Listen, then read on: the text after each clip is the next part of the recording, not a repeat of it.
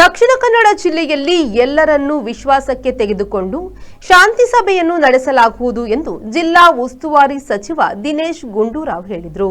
ಅವರು ಮಂಗಳೂರಿನ ಶ್ರೀರಾಮಕೃಷ್ಣ ಮಠಕ್ಕೆ ಭೇಟಿ ನೀಡಿ ಶ್ರೀ ಜಿತಕಾಮನಂದಾಚಿ ಸ್ವಾಮೀಜಿಯವರ ಆಶೀರ್ವಾದವನ್ನ ಪಡೆದರು. ಬಳಿಕ ಸ್ವಾಮೀಜಿಯವರ ಜೊತೆ ಮಾತುಕತೆ ನಡೆಸಿ ಮಾಧ್ಯಮದ ಜೊತೆಗೆ ಮಾತನಾಡಿದರು. ಜಿಲ್ಲೆಯಲ್ಲಿ ಎಲ್ಲ ಸಾರ್ವಜನಿಕರು ನಾವೆಲ್ಲ ಒಂದಾಗಿ ಸೇರಿ ಹೆಜ್ಜೆ ಇಟ್ಟರೆ ಶಾಂತಿ ಸುವ್ಯವಸ್ಥೆ ಕಾಪಾಡಲು ಸಾಧ್ಯವಿದೆ. ಶಾಂತಿ ಸಭೆಗೆ ಆಹ್ವಾನ ನೀಡಲಾಗುವುದು. ಜನತೆಯಲ್ಲಿ ವಿಶ್ವಾಸ ಬೆಳೆಯಬೇಕು. ಶಾಂತಿ ಸಭೆಗೆ ಎಲ್ಲರ ಸಹಕಾರ ಅಗತ್ಯ ಎಂದರು. ಎಲ್ಲ ಸಾರ್ವಜನಿಕರು ನಾವೆಲ್ಲ ಒಂದಾಗಿ ಸೇರಿ ಹೆಜ್ಜೆ ಇಟ್ಟರೆ ಇಲ್ಲಿ ಶಾಂತಿ ಸ್ಥಾಪನೆಯಾಗಿ ಸಾಧ್ಯ ಆಗ್ತದೆ. ಅದಕ್ಕೆ ಪೂರ್ವಭಾವಿಯಾಗಿ ನಾವು ಏನೇನು ಮಾಡೋದಕ್ಕೆ ಸಾಧ್ಯ ಇದೆ ಅದನ್ನು ಖಂಡಿತ ನಾನು ಕೂಡ ಮಾಡೋದಕ್ಕೆ ಪ್ರಯತ್ನ ಮಾಡ್ತೀನಿ. ಒಂದು ಶಾಂತಿ ಸಭೆಯನ್ನು ಕೂಡ ಆಹ್ವಾನವನ್ನು ನೀಡ್ತಕ್ಕಂಥದ್ದು ಮಾಡ್ತೀನಿ. ಎಲ್ಲರನ್ನೂ ಕೂಡ ಕರೆಸುವಂಥದ್ದು ಮಾಡ್ತೀನಿ. ಮತ್ತು ಎಲ್ಲರನ್ನೂ ಸೇರಿಸಿ ಇದಕ್ಕೆ ನಾವೊಂದು ಮುಂದೆ ಈ ಥರ ಮತ್ತೆ ಆಗಬಾರ್ದು ಮತ್ತು ಜನರಲ್ಲಿ ವಿಶ್ವಾಸ ಬೆಳಿಬೇಕು. ಅದಕ್ಕೆ ಎಲ್ಲರ ಸಹಕಾರ ಬೇಕಾಗ್ತದೆ.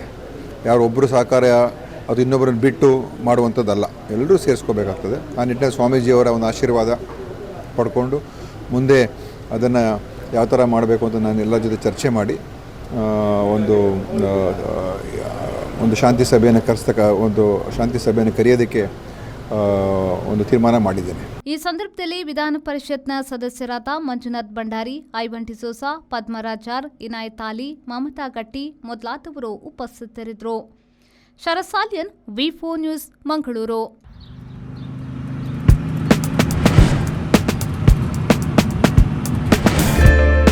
Park with ease at Ajanta Business Center with security access and convenience at your fingertips. Step into a welcoming lobby where a warm smile greets you and your clients.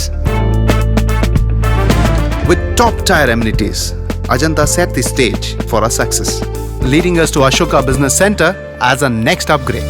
Invest in workspaces managed by Vertex. Invest smart. Invest in Mangaluru.